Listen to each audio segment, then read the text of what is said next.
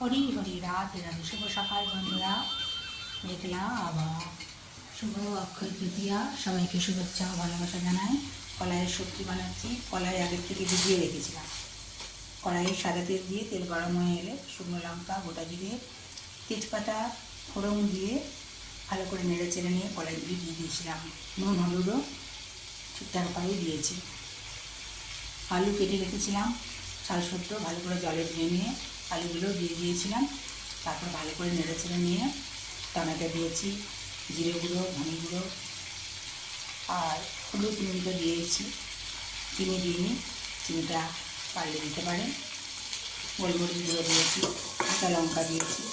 এগুলো দেখবেন শুকনো শুকনো হয়ে গেছে। রুটি বা আর আদা বাটা দিয়েছি, রুটি বা মুড়ির সাথে খুবই ভালো লাগবে। চিনিটা দেবেন যদি রুটির সাথে খান। হরি হরি, রাধে রাধে। হরি বল হরি বল, হরি হরি বল, কেশব মাধব